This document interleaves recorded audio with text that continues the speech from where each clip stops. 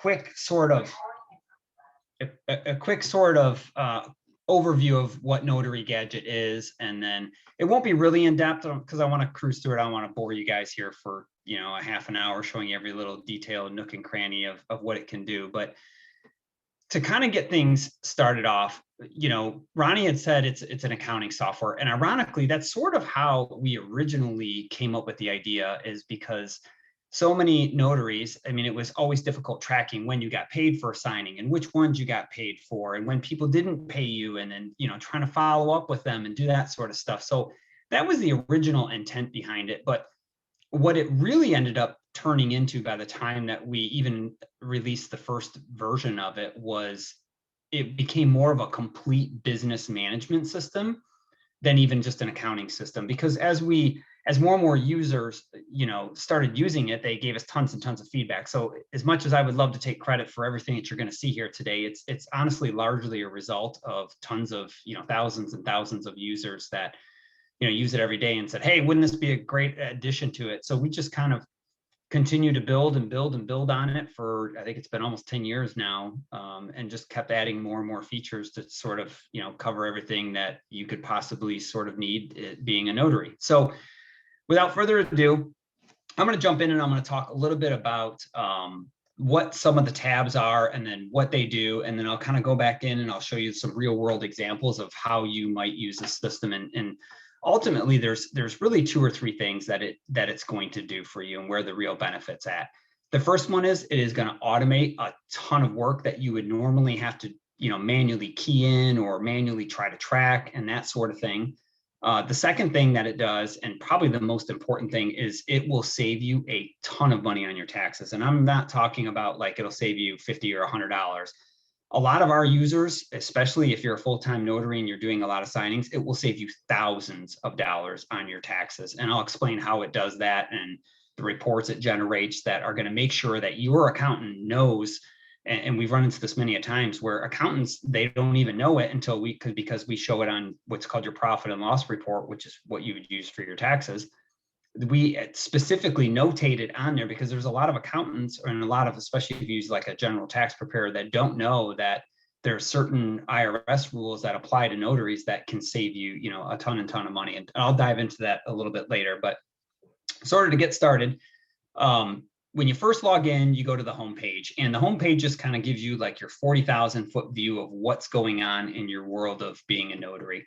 So it's going to give you a quick chart that shows you, your last, in this case, your last 10 weeks. As you become a longer user, it'll automatically default to a year, but it'll give you sort of a historical view of how many signings you've done per month or per week. Gives you the total number, the amount, how much profit you've made, what's your average profit per signing. So just kind of some quick statistics. And then it's also going to give you sort of this, these boxes over here. And what these are like alert boxes. So it says, hey, it's a quick way to understand right away, how many invoices do I still need to send? How many signings have I not entered in my mileage for? How many have I not entered in my Notorious Acts? And then, hey, how many of them do I have that aren't paid? 0 to 30 days out, 31 to 60, 60 plus, so on and so forth. So the next page is the signings page, and that's actually where you're going to spend about 90% of your time, because this is where you're going to be managing your signings. This is where you're going to be performing all of those tasks and setting up a lot of your automation on each of your signings. And I'll come back to that one's the one we're going to spend the most amount of time on.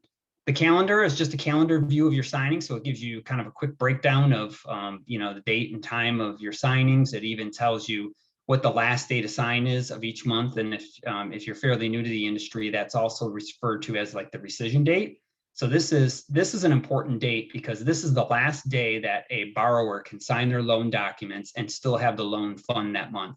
So what you'll typically find is around that day is when you're going to get really, really busy because all the lenders are trying to close as many loans as they can before the end of the month. So it's a nice thing to know. And it's also important too, because if there's an error on the docs or something like that, if they sign the next day, the loan won't fund until the following month. So again, it's a really big drop dead date in the industry. You have the expenses page, and this is where you can enter in like general expenses like business cards, insurance, paper, ink, that sort of thing. You have your customers page. This is where you're going to go to manage all of your customers. If you notice here, I have a few of them that I've entered in already, as well as one called general notary work. And this is where you would typically log your general notary work under just the one-off, I will call it side notary jobs, but you're just simple notary jobs, not loan signings. And then you have the reports tab, which is going to give you a host of different reports. The profit and loss report, this is probably the most important report in there, because that's what you're going to use for your taxes. And that's where, as we always say it, that's one of the big aha moments that you have, is when you go to do your taxes that year and you print this off, you're like, oh my gosh, I get it now. I understand where the value is at, especially when you can just print it off, hand it to your accountant, and you're like, here you go. And they're like, all right, great, I got everything I need. And then you have a sales report, which is sort of like it's similar to actually the dashboard, and I'll show you it later, but it's similar to the dashboard but with a lot more detail in it. So you can really start to analyze your business if you're one of those people that really want to see the nitty-gritty statistics of your business and how you're doing, and so on and so forth. Then you've got an unpaid invoices report, which is exactly what it sounds like. You got a mileage report, same thing. And then you have a 1099/payments received report. This is a great one too. When you start to get your 1099s in the beginning of the year, this is a great way to make sure what they are giving you is what is matching up with what you have entered in the system. So, and a lot of times people will be like, what, how did I make $5,000 from this one? Let me see the detail. And then you can compare it with what you have to make sure everything lines up. And then there's the settings page, and the settings page is where you go to basically change just about any setting inside of Notary Gadget. And one of the big things that we created Notary Gadget to be is flexible, so that it gives you plenty of opportunity to sort of customize it to the way that you want it to work. And that includes everything from automatically adding signings to your Google Calendar and to your phone, automatically sending you text message reminders before signing appointments, even setting them up to send to your borrowers before the appointment. Tons of signing defaults, that sort of things. You can even set up a new flag for telling you whether or not the appointment has been confirmed or not. We'll get into that a little bit later, but you can even add up to 5 custom fields. You can add your own logo to your invoice. You can change the invoice colors, that sort of stuff. So, and then we have the help icon, which is, you come here to ask questions, and the first thing you do is you start typing in a question. And if I have a question about invoice or something, you'll see it brings up a bunch of videos that have the answers to the most common questions, and they actually walk you through how to do stuff step by step inside of the software. So the nice part is you're not, trying to email back and forth tech support, which we do obviously have tech support, and that's usually how we handle it, is via email. But 99% of the time, this is where most people find the answer to what they're looking for. And like I said, it shows you on the screen, so you can see exactly how you would do it in your account.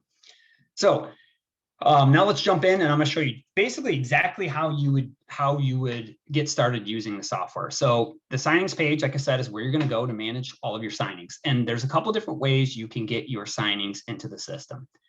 The first way is just by manually keying it in. So you can click the new signing button. You can choose your customer. You can choose or enter in your signers' first and last names. You can add signers, address, so on and so forth. Now, the better way is to let Notary Gadget automatically import them for you. So what we do is we support about 100 different signing companies, title companies, the major signing platforms like Signing Order, Snapdocs, Notary Dash. We can import orders from all of those. And what you do is you just forward your order confirmation email to automation@notarygadget.com, and it will automatically grab all the data from the order and then dumps it into your account under the import section, which is what you see here, which means it says import. And I have 2 signings that I haven't pulled into the system yet that are waiting for me to add them.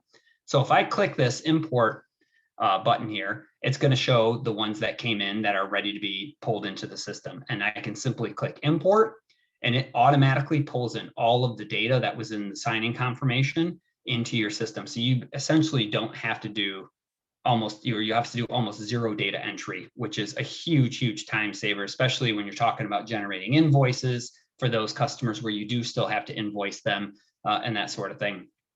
Now, a couple of highlights that I want to point out when you are entering in a signing, these are all pretty typical fields: signer information, where's your signing address at, any special instructions. Also here, you're going to choose the date and time. Now, like I talked about before, one of the big things that we have is being able to add signing appointments to a Google Calendar. And the beauty of that is if you have your Google Calendar synced with your phone, Notary Gadget will automatically, once I hit save, will automatically add that appointment to my calendar. And then because my phone is synced with my Google Calendar account, it automatically propagates it to your phone. So now you instantly have anything that you enter inside of Notary Gadget goes directly to your phone. There's another option. If you're not a Google Calendar user, you can have it where it'll send you what's called a ICS file, and then you just tap on that, and then you can add it to your phone that way. But everybody, we steer into Google Calendar, even if you're an Outlook user or something like that, because you can still tie your Outlook account to a Google Calendar, and then it will do that same automation loop that I just talked about. And then you could set it up to send you an email reminder before the signing appointment or a text message. So if I want to send myself a text message an hour before the appointment, I can do so. Another great feature is being able to schedule an email reminder to the signer beforehand, just saying, hey, there's a signing coming up, and you can customize your template. We've got all sorts of fields and customization that you can do in here, but generally speaking, you just set up a simple reminder email, which is what this is, and then a day before the scheduled signing date, the system is going to automatically send that email to your borrower. And then you just got the other general typical field: signing fee, invoice number, order number, tracking number if you have it. And then, hold on one second, I gotta move our toolbar here. And then once I hit save, we must select how long before the signing. So if I wanted to add the reminder in here, so let's say I want to put it in maybe 2 hours beforehand. So now, once you've saved it, it's going to bring up the signing summary screen. And inside of the signing summary screen, it's very similar sort of to the dashboard. It's just going to give you all a detailed view of all the information that you have. And now what it's doing over here with these boxes is the same concept. So when something is orange, it means it needs to be done. If something is green, that means it's been completed. If it's gray, then that means it's not really applicable or it's optional. So in here, we can quickly see that I have not sent the invoice, I have not entered my mileage, I have not entered my tutorial acts, and I have not been paid for it yet. So the idea is that you're always working to get this to be green. And there's a host of different buttons that you can do inside of here. So for example, if I wanted to send the invoice for this particular signing, I could come in here, click invoice. It's going to automatically pre-fill everything in for you. And I simply click email invoice, click send invoice.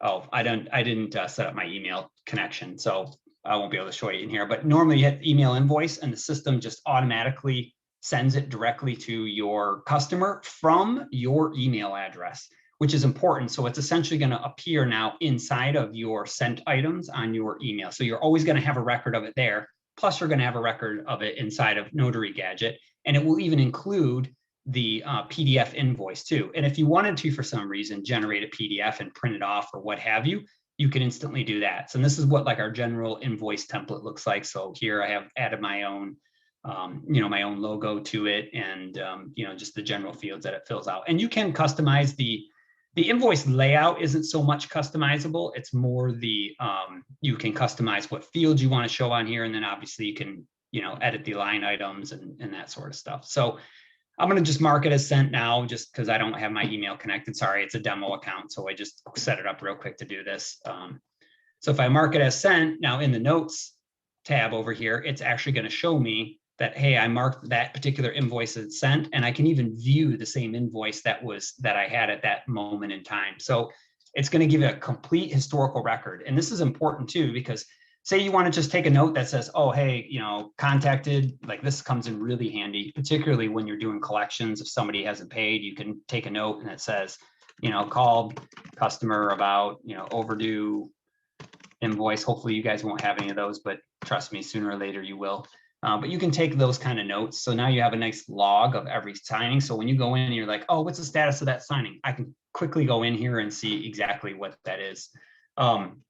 And then we talked about mileage and Notorious Acts. Now I'm going to close this for a second because I want to sort of show you something else. So when you're in the main signings page, when you first log in and you have all of your signings here, what these are is we have this alert section and we have these little colored icons, and the icons are the same concept as these boxes that you have right here. So because these are orange, you're also going to see those same things over here in a colored icon. And what you can do now, if I wanted to send an invoice, just like I did the last one, I just click the invoice icon. So you have a quick way to go in and like quickly manage signings, because what'll typically happen is you'll enter in a signing that you have for an upcoming appointment.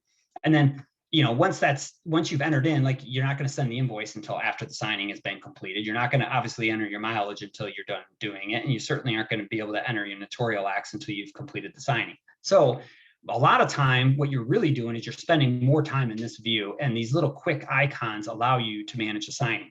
And the whole concept of Notary Gadget is that we're always trying to keep you focused on the things that need to get done and keep your mind off things that don't need to get done. So one of the things you'll quickly notice is that the screen's pretty simplistic and not really cluttered. And what'll happen is once a signing has been completed and you've been paid for it, by default, it'll go away from the view, because that's been done, you've been paid for it, you don't need to see it anymore. So, and what it is we use a filter to do that. So by default, you'll see that any signing that is unpaid or has an alert. And if I wanted to come in and look at all my signings, then you'll see there's a signing here where I actually was paid for the signing. So in that particular case, obviously it doesn't show up on here on the unpaid or has alert, because it doesn't have one of those flags on it. So if I wanted to come in here and I would go through and actually do a signing, so let's say that, I did this one a week ago, and I'm like, okay, I went in and if I wanted to send the invoice, I could send it, or I'll just mark it as sent like I did the other one. Now, when I go in to enter my mileage, it'll go in, and when you click on the mileage, it'll automatically bring up a map of it. It'll calculate your one-way and round trip mileage to and from the signing. So if you want to use either one of those, you can just click the use button and it will use that. Now, if you have a signing previous in that day, it will come up and it will say, do you want to use the mileage from this signing to the next signing, or round trip, or from home? So it gives you a ton of different options so that you don't have to go through and try to figure out what all of that is. And it's editable fields too. So say you stopped at FedEx and you're like, oh, stopped at, or to FedEx. And I was like, oh yeah, it's 3 miles out of the way. Then I can add 23 to it. So this just gives you quick links that you can use to once again, reduce the amount of data entry that you have to do, but still give you the tools to edit it if you need to. If I hit save, now if you'll notice that icon has now gone into a gray status, it means I've completed it. Now, entering your notarial acts. So this is probably one of the most important parts of the software. And the one thing that we're always shocked to hear is how many notaries do not track the number of notarial acts that they are performing on each signing and the amount that they're allowed to apply to that. So in Notary Gadget, you type in the number of notarial acts that you perform. So let's just say that I did 5 notarial acts. And let's say that in my state that I'm allowed to charge a maximum of $10 per act. It's different for every state. You can usually look up, or if you go on into Facebook groups, you can find out, what it is for your state. And I think a lot of even the training, depending where you got your training, they'll talk about that as well. But what'll happen is it's so important to track this, because this little known tax thing about the IRS, it's not a loophole, it's a tax law. But what happens is when you're a self-employed person, which you are as being a notary or being an Uber driver, or even Amazon drivers, all that stuff, where you're getting paid via 1099, all of your income is subject to, or your net income, which is your profit, basically, is subject to federal tax, and then also state tax, assuming you live in a state that has state taxes. And then it's also subject to, and a lot of people don't know this, is it's subject to something called self-employment tax as well. And self-employment tax is 15.3%. So it's huge. It's a big percentage. And what that is like, it's designed to replace your Social Security tax and Medicare tax that you would normally get taken out of your check. And a lot of people don't know this, but when you go to work as an employee for a company and you get a W-2 and you get your check every week and you see out of the bottom of it that they've taken money out for Social Security and Medicare, those taxes, which equivalent to 7.65%, are what gets withdrawn out of your check. Your company or your employer has to actually also match that amount too. So for a total of 15.3%. Well, the idea being is that when you're self-employed and you're a 1099, the IRS still wants to get that money somehow. So what they do is they say, oh, you're subject to self-employment tax because you're sort of the employer and you're the employee at the same time. So now there's this really, really great rule in the tax code that says income derived from notarial acts is not subject to self-employment tax. So this is huge. So what this means in this particular case, let's say for this signing, I don't remember what it was. I think it was $125 for this that I charged for this signing. If I performed 5 notarial acts, each at $10, that gives me a total notarial fees of $50. That means $50 of the net profit on that particular signing is not subject to self-employment tax. So that means you're essentially going to save 15% of $50 in taxes just on this signing. So if you're not tracking that, if you can imagine, the numbers add up really fast. And this is probably a very low number. You know, many loan documents, you'll perform 10, 12 notarizations. But if you take those and you add them up over, you know, hundreds or thousands of signings, it'll literally save you hundreds and thousands, not hundreds of thousands, but hundreds or thousands of dollars in taxes every year. And it's so important because, like I said, there's even a lot of accountants that don't know it. Because unless you're doing work for a notary, it's like a weird, obscure section on your tax form where you report it. So, and like I said, we show you that right on the profit and loss report and make sure it's highlighted so that the accountant knows about it too. So, without further ado, you go ahead and you save that. But the same concept goes again. So now, let's say that I still obviously did all these signings. Let's say that I got paid for it. So this is the way that you record a payment for a signing. So you can either do it from here and you can enter in a bunch all at one time, or you can click on an individual signing and do it. Either way, it doesn't matter. So let's say that I got paid for this one right here, which is $90. And let's say it was an ACH, or I could put in a check number, whatever you want to put in there. The field's, up for you to put whatever you want in there. And I hit save. Now, if you'll notice, that signing's gone off my view because it's been completed and now it's unpaid. And that right there is essentially the entire concept behind how Notary Gadget works. The idea is that you're always working to get this basically down to a view of nothing, because that means that you, at all the other signings, you've done everything on. So if I want to come in here and we could do same thing, if like we can, like I said, there's a bunch of different ways to do sort of the same things. If I want to enter my payment now, I could do it this way. And let's just say it was check. H in there and check number 5674, and I could use $125. Now that signing, as you'll notice, is paid. Everything's green over here. So we've completed everything on that signing.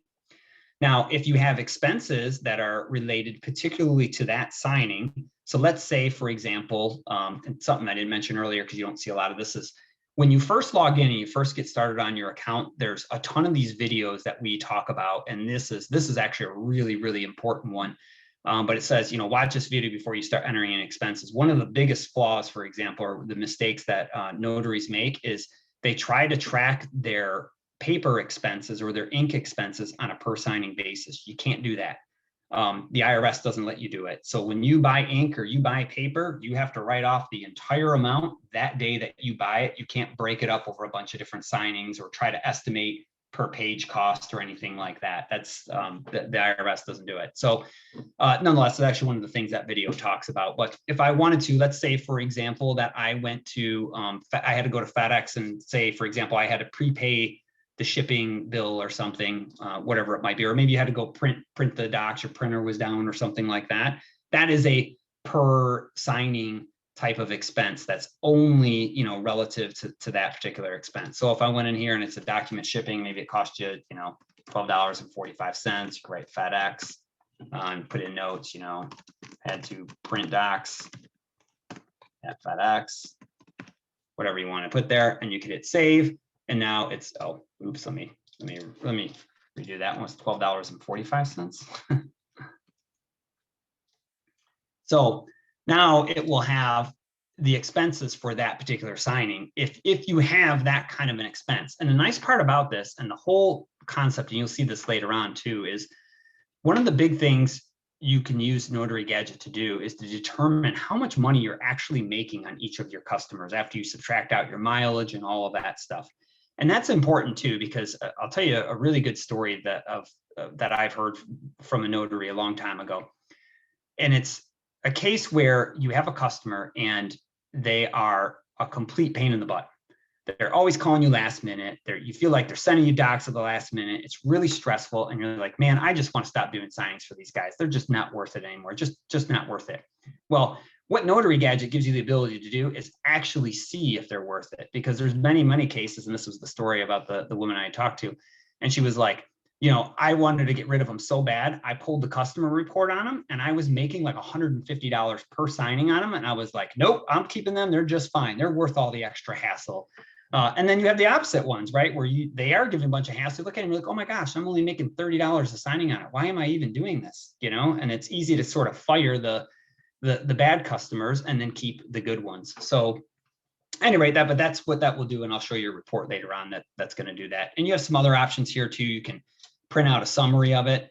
And this is a great thing. A lot of people use these, we call them like road summaries. So what they'll do is they'll log in that day and they'll print off all of their invoices and all of their summaries, and they just carry it around in the car with them. If you like to have that hard copy view, it's certainly available. Notary Gadget is web-based, so you can actually access it from any device as long as you have an internet connection.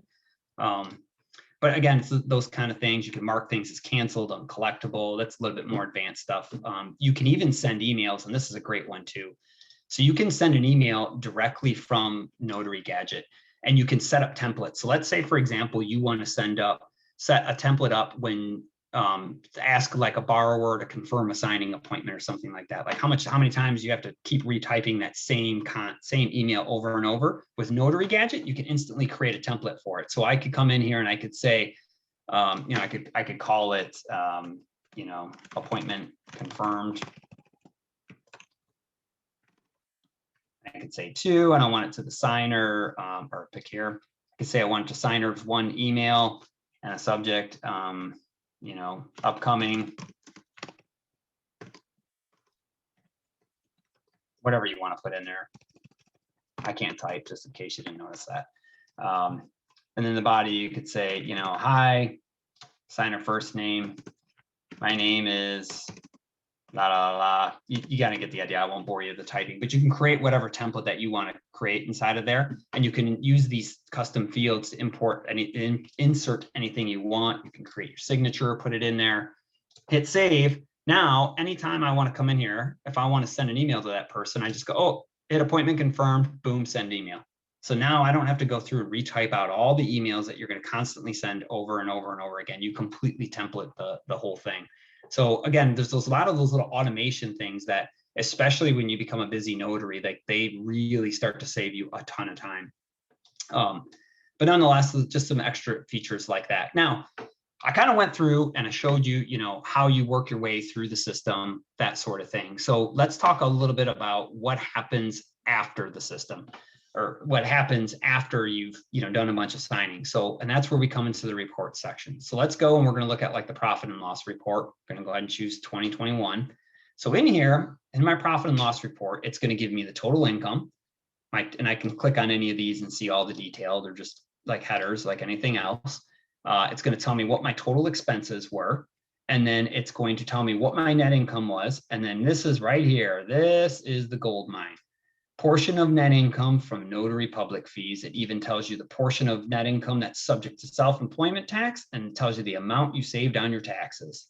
So that's the thing. And if I want to print this out and hand it to a accountant, I can click this, and then it's going to break out and give that exact same thing to them too. And even highlights in red the portion of it, or the explanation, and then even points to the IRS publication that solidifies it, or that it says what the rules are and all that, which is actually really simple. But again, you'd be surprised on how many accountants we've had, or how many notaries have come and they've signed up for Notary Gadget in the first year, and they're like, oh my God, the last 3 years I never even tracked or reported any of this stuff, which means they paid a ton of money in self-employment taxes. And if any of you have been notaries for years and are just now looking at Notary Gadget, if you haven't been, this is really important one, because you could actually go back and file an amended tax filing, and it will you'll end up saving literally thousands and thousands of dollars. So anyway, that's the profit and loss report. Then you have the sales report, which I talked about, which is a little bit more in depth. Now, we don't have a ton of data here because I only entered in a few signings, but It gives you like total number of signings completed, unpaid, what's your profit with, or what's your mileage expenses, what your total expenses, average profit with and without mileage. You know, a lot of you, say, even though you get to write off your mileage at the federal rate of, I forget what it is, 54 or 57 cents a mile. A lot of people say, well, I actually kind of make money by doing that if you've got an older car, or even if your car's, going to last a long time. It gives you the data both ways, gives you complete breakdown of everything financial particularly about each of your signings. And you can break it down by customer. You can do all customers. You can do it for one customer. It gives you a ton of different options there. And then you have the unpaid invoices report. I mean, you can look at it, but it looks like just gives you kind of a summary. This works really good. Particularly, this works good when you're trying to do collections. So then you can call a customer and you got to instantly have a list in front of you of all of the signings. And then if you'll notice, remember this when I added in the note here. So this is also going to appear here. So now I got an instant historical log for that particular customer, so that I know when I call them, I know what's happened there. And then you got a mileage report, which really isn't a big deal, but just kind of breaks down your mileage. And then, your 1099, which are your payments received, which is going to show you all the payments that you received throughout the year with all the detailed information, so that you can compare those to whatever your with what your 1099 your customer sends you. So I think that's pretty much the quick, I don't know, maybe it isn't that quick, but semi-quick overview of it, because there's so much that the software can do and there's so much power that it has. It's kind of hard to give you like a really quick demo, but without showing you some of like the features that are really going to help out in terms of saving you, a ton of time, because at the end of the day, that's what it's about, saving you time and saving you money. So any questions anybody has? I have a question. So I currently use it now. So my Okay. question would be, um, when it's importing, it's not importing. So I actually put the type of signing it is so I can track the type of signings I have. Yep. So how is that able to be, would I have to make that an extra field? Because currently now I actually type the type of signing it is in there because it doesn't transfer it over when I send everything over. Yeah, we don't have a signing type field. It's something we've actually been toying around with adding for quite some time. And ironically, you don't see this in the back end, but we're actually tracking what we think is the type of signing. But the problem that we've run into is that it's difficult, because a lot of and you'll know this, if you do work for a lot of different companies, right?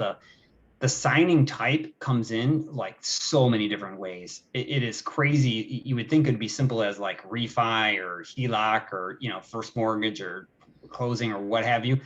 But I mean, when we did a sample of the data, it came up with like 25 different I versions. have 30 different, yeah, I have 30 different fields. So like a special mini would be under Yeah. 5 pages. And then there's another seller that's, 20 pages. So I have Yep. different ones, but I have like 30 something.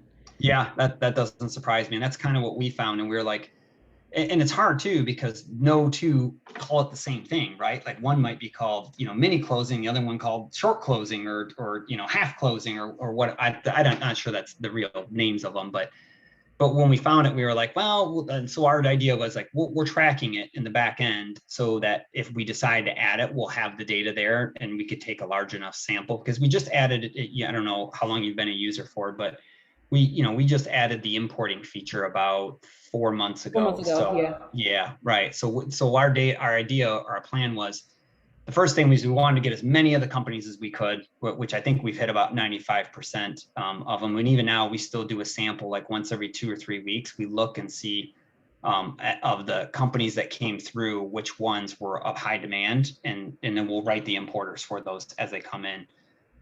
But that was our first goal, is to kind of get the good coverage there, and then sort of refine it after that. And some of that's going to tie into later on when we release our, because I know this question is going to come up. We do not have a mobile app yet, but it is coming. So we're already it's in development. It is coming. So right now it will work on your phone, as you probably know, Tiffany. But it's not like a phone formatted. Like, we're actually gonna have a real mobile app that you'll download in the App Store or Google Play, and it will come out. So it's in the works. It's just takes a while to develop. That's all. Gotcha. Okay. Thank you. Sure. Okay, I'm Linda and I'm in Texas. I have been using Notary Assist, Mhm. and I like the fact that, like you're saying, that it imports all the info from the title companies or whoever, whatever. But how does that work when you go in there to put an order? Does it just automatically will pull it up? Yeah, so what it does is we use the order confirmation emails. So what you do is you forward, when you get an order, you forward, like usually after you get an order, you get some kind of a once you accept an order, you get some kind of a confirmation email that says, this is your they'll usually say, this is your confirmation email. What you do is you forward that email to automation@notarygadget.com. And then when you do, the system automatically pulls it up in the background. It's a script that runs through and parses the email and grabs all the data out of it and then dumps it into this on your signings page. You'll see it come up under the import button. So like this is one that I had forwarded in, was from Title 365. And then I forward it in and it automatically pulls the data into Notary Gadget. And then I just click the import button and it pulls and fills everything into all the fields, or as much of the fields as we could gather. Some we can get almost everything, and then some have just the name and date. It just depends on whatever's included in their order confirmation emails. But the big ones like Snapdocs and signing order, like those, we can pretty much get all the data from. Okay. All right.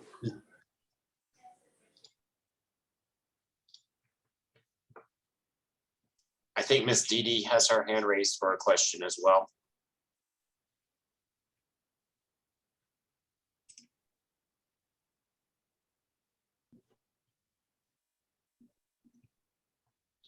If she comes off mute, we'll let her talk. But I also want to point something out. And I asked you about this when we talked. One of the things that I see notaries doing is saying, oh, well, Snapdocs is free. I can just record my signings in Snapdocs, but I want to be transparent with you guys. The reason I like third-party softwares for your accounting is, not to mention everything that we already talked about today, or Mr. Steve told us, is that when you're on Snapdocs, they're actually taking your client information and then turn around and solicit to your client. So if you have put any direct clients in Snapdocs, they're going to get an email from Snapdocs saying, hey, this notary used you and would like to invite you. I get those every day at Unlimited Ink from notaries who store us in their Snapdocs platform, even though we're on signing order. I know signing order doesn't do it, but I get an invitation from Snapdocs on behalf of those notaries who are using it as their accounting software. So you're going to lose your direct clients because they're using that to make them their direct clients, which means you'll still be working with them, but now you'll have competition with the local market, and your fee is going to go down because they're going to have to pay a fee, part of that fee, to Snapdocs. So be very careful on the softwares you choose, and just because something's free doesn't make it better. Just wanted to put that out there. Before I move on to Miss Olivia, who just raised her hand, Miss Dee Dee, did you ever come back to be able to ask your question? Hi, yes, thank you so much. So I use Gadget right now, and I had set this up to have reoccurring charges. Yep. And since the beginning of my notary journey. But what I had done was put in the 31st as the day of recognizing the charges. But Oh, Dee Dee, still there? Miss Dee Dee, we lost your sound.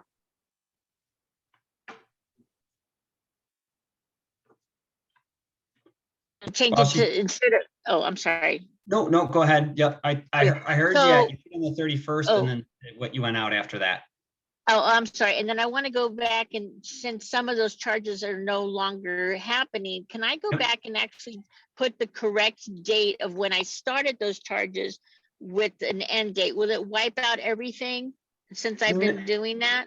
Nope. So she brought up a great feature that I forgot to explain.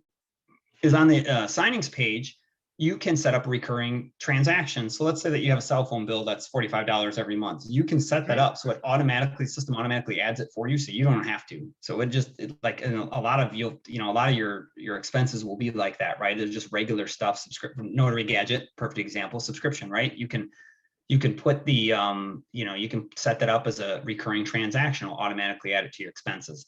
Now, with that being said, so if you ever want to edit a particular transaction, Dee, all you have to do is click on it. So even though you had a recurring transaction that inserted it, it won't mess up anything. That if you go in and you want to edit some that have already been added, all you got to do is click on it and it will bring up wherever. In this case, I'll give you a good example. So let's say that we just bought business cards, right? Advertising, Staples, say you paid $98 for them. Business cards. Sorry, next to type it on my laptop. Okay, so if I ever want to go back in and edit this, all I got to do is click on it. So your recurring transactions that have already been added by the recurring transaction that you set up, you just got to click on it and you can edit those individual ones. Now, if you want to change a recurring transaction, like the actual recurring transaction script, so to speak, then you would just come under the recurring transactions. It would be listed here, and then you can click on it, and then you can change it from there. Or if you need to, you can delete it and then just recreate it. Does that make sense? Yes, it does. Perfect. Thank you so much. I love it. Yeah. I love the reoccurring. That feature is great. Thank you. Good. Thank you. I'm glad it helps you.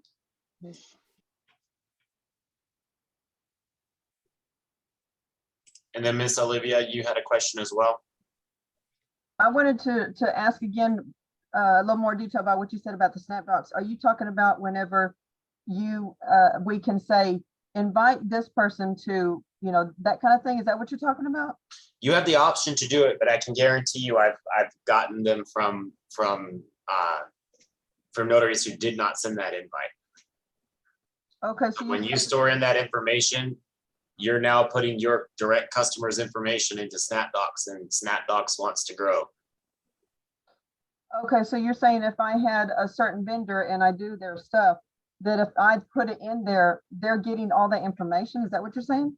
At some point, Snapdocs is going to reach out to that client if they're not already a Snapdocs client, yes. Oh, and then so you're saying that that's not good because of the fact that then they're not going to be hiring us, or what'd you say? Well, if you're putting in information and, Snapdocs sends a welcome email saying, hey, use this platform, and they switch to using that platform, you're now just one of notary of many. So you might not want to store your direct clients into a platform that's going to market to your direct clients. Snapdocs can do a lot more for a client than you can as an individual. So steering them clear or not having any of that information sent to them is probably in your best interest. Okay, when you say that particular client, are you talking about, say, like Notary Dash or something like that? Or are you talking about a small? I don't mean signing order, Notary Dash, or companies Okay, that already have okay. a platform. I mean, if you have a direct client, like a escrow officer that uses you and you store that information into there. What I did before I actually got larger, because I've been with Snapdocs a long time, I caught on to this a long time ago. What I actually did is I did not store their email addresses or phone numbers, and I gave them call letters in Snapdocs to kind of prevent them from marketing to my clients only things that I would know who they are. But that was, really early on at the advent of Snapdocs. I think you guys should steer clear of using it as accounting software. And just for the record, so in case everybody knows, we do state it in our terms, but we do not share your information. That's obviously not how we make money. we charge a subscription fee. So we never share your client list. We don't share your customers, nothing like that. We don't market to anybody. That's not what we do. The only thing that we do is we have another products page, and this has nothing to do with personal information at all. It's like, hey, here's some cool here's some cool software that we found that a lot of our users have raved about, and we recommend it, but that's it. But we don't pass the information back and forth or anything like that. We never, ever share your customer list with anyone. We know it's your gold mine. And then Dana Keller, I think we'll make this the last question for Mr. Steve today. Dana, if you want to take off mute and. Hi, Steve. Hi. So I just have a quick question about your software. Sure. Is the design of the software geared for notarization transactions only, or can I use it for other aspects of my business that I'm developing? When you say other aspects, can you give me a example? Okay, so like for instance, I'm getting ready to launch the E-Verify portion of my company. I'm also going to be doing things like immigration document processing. Yep. Yeah. Okay. So other type of notary related work, right? Yeah, but there's no notarizations attached to them. Oh yeah, that's still okay. So what a lot of times what you'll have is so what we do is we call a lot of those. Well, I shouldn't say a lot of those. There's a couple different ways you could do it, but the short answer is yes. But there's one customer in particular, we use this general notary work to do like the simple type of notarization type of things. And you can turn off, like for example, on the general notary work, right? So by default, we have the invoice alert turned off because if you're doing general notary work, you're usually meeting up with somebody and you've already been paid. You don't need to give them an invoice. It's an individual. And if you did, you're going to do it right there. You don't need a reminder to do it. So the answer is yes. And actually one of the big platforms, I think is N3, if I'm not mistaken, that does a lot of the immigration stuff. If I remember, I might have that wrong. I know there's an importer that we have for one of the companies. I get them all mixed up because there's like 100 of them. So, but there's one that does it. And that's what I think they mostly do, employment verification or immigration. I can't remember, but so the short answer is, yeah, it's set up to do everything notary. Okay, and one other question that I have, Sure. Can I build my own chart of accounts with your software? Yeah, you can. It's not a really complicated one, like you can't do subcategories, but yeah, you can click the edit categories and you can change as many of these. You're gonna see a bunch of duplicates because I was messing around setting up a demo account when I was before the thing, and I think I set it up twice. But yeah, when these are customizable, so you can do whatever you want with them. There's some that you won't be able to edit, like the personal auto one, you can't because it uses the IRS's mileage rate and it's tied back to that. But yeah, if you wanted to change, advertising to, I don't know, crazy nights in Aruba or something, you could do that. Is there a limitation to the number of items that you can list in your chart of accounts? Nope, not at all. You can list as many as you want to. Yeah. No limits or anything like that. Same goes with your signings and everything else. There's no limit to anything. We don't hold you. Hey, if you do more, the more you do, the better. That's awesome. It's more money you're saving, and we're glad to see you doing that. All right, thank you. Sure.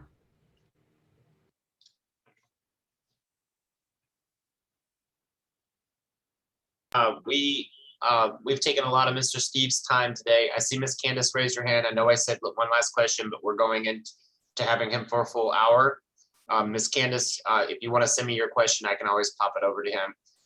It's in the chat. Okay. Thank you. Oh, let's see. What kind of support is available? That's a really great question. Yeah, great question. Yep.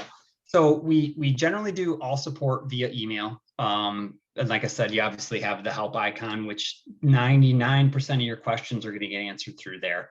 It's been a pretty big library that's been answered over a long time, but normally it's tech support, usually between 8 and 5 p.m. Eastern time. We do some of the stuff after that, especially during the busy year, like from sort of December through, April is probably the busiest time because that's when everybody's trying to get their finances together and they figure out real fast that not having a system in place creates a lot of work later on. But generally that's the case. And our response times and our emails are usually within, I think we say 2 to 3 hours, but in most cases, it's usually like an hour and a half, maybe.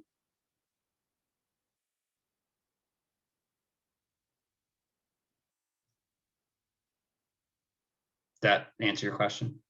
Yes, thank you very much. Sure. Okay, guys, I want you guys to turn on your cameras if you can. We've had Mr. Steve for a full hour. Not to rush it off, but I want to respect his time as well. If you could turn on your cameras for our little signature wave, I'd like for you guys to, show him how we do it here. And I thank him for being here today. So if you've got your clothes on and you're able to turn on your camera, make sure to turn them on and give our little wave here. Mr. Steve, we want to thank you for coming on to our platform. We have, close to 10,000 members now. Most of the people you're seeing right now are actively training or newer to the platform, but every quarter we try to do as in-depth training, different material as possible. I've told you all about this. But this today is actually, they're dedicating their training time to spend time with you. And this has actually been recorded so that we can put it onto the platform for all of those who aren't actively training every day at the moment. So this will be replayed again and again for our members as well. Oh, fantastic. Well, thank you guys for having me. I really do appreciate it. And hopefully you guys will check it out and find some value and whatnot there. I have to tell you, in closing, I think this is probably the most in-depth notary accounting software. I've actually used Notary Assist in the past. I do promote them as well because I've been with them, but I have to say I'm very, very impressed with this software, seeing it, and I'm glad to have seen inside of it as well. I think you gave a great presentation and a great representation of what you have to offer. So I just want to thank you for being here. And I hope this will help our Notary Stars choose the best product that's for them.